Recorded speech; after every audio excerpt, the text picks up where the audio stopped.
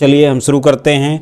सबसे पहले बच्चों क्या करते हैं कि जो रेखाखंड ये भी है 10 सेमी का, तो एक रेखाखंड हम खींच लेते हैं 10 सेमी का। देखिए हमने खींच लिया रेखाखंड 10 सेमी का। बोलो बच्चों ये हो गई रेखा कितने सेमी की बच्चों? 10 सेमी की।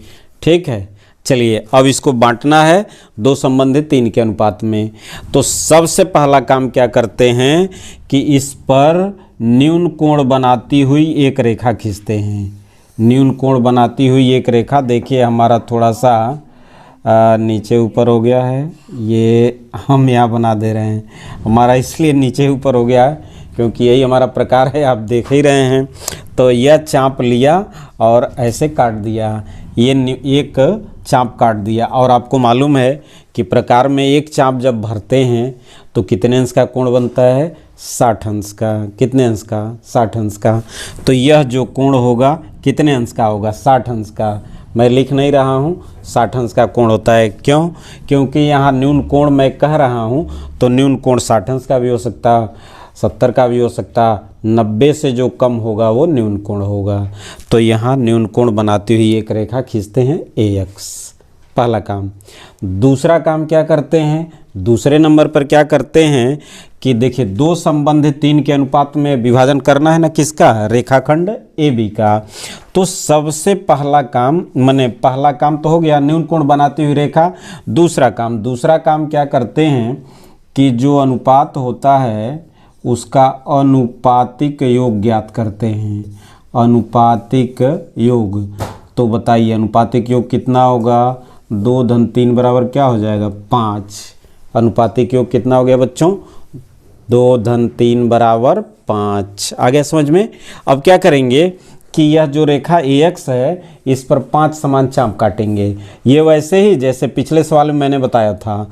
तो 5 समान चाप काटिए। देखिएगा ये चाप आप अपनी सुविधा के अनुसार काटिएगा, कोई मानक नहीं है कितनी दूरी लेंगे, आप अपनी सुविधा के अनुसार लेंगे। ठीक है, तो चलिए यहाँ से हम दूरी लेते हैं 1 2 3 4 5। ऐसे प्रकार लेकर के काटिएगा। जरा हमको प्रकार दे दीजिए। 5 समान चाप काट लेते हैं। कितना? अनुपातिक योग के बराबर। इसका नाम देते हैं A1 A2 A3 A4 और A5। ठीक है, ये देखिए बच्चों ने हमको प्रकार दे दिया, आप लोगों के सामने है।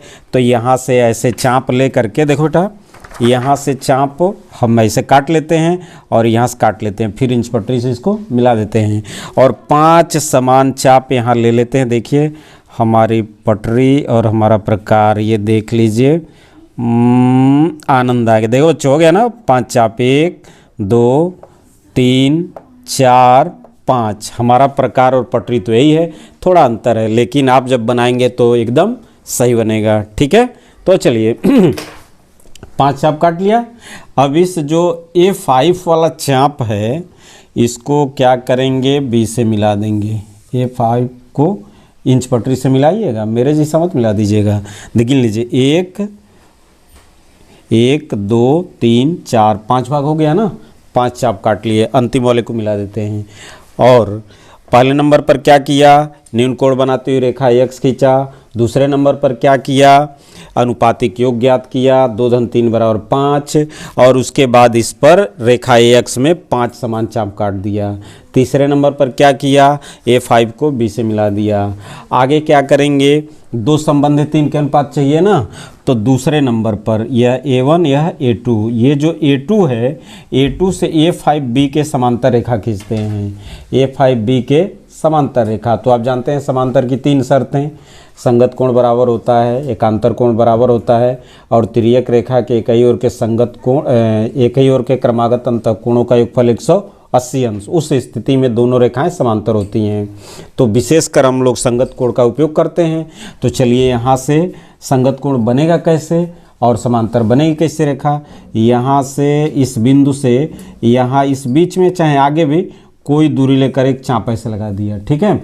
और यहाँ से यही दूरी लेकर के 2 नंबर से, 2 संबंधित 3 है ना, 2 नंबर से यही दूरी लेकर एक ऐसे चाप लगा दिया। समझ गए बच्चों।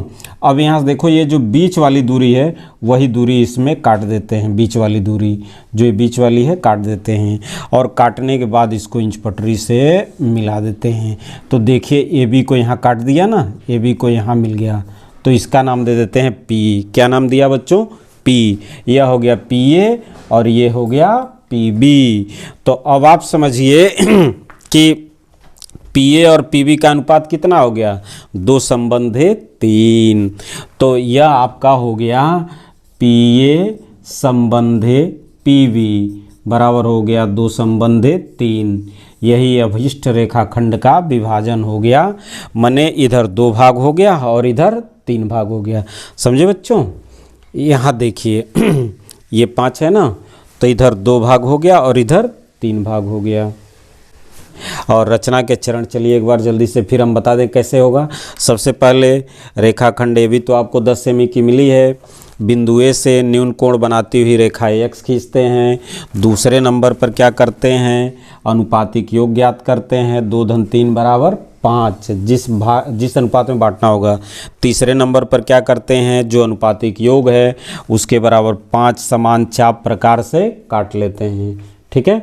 और उसके बाद क्या करते हैं? अगले नंबर पर A5 को B से मिला देते हैं।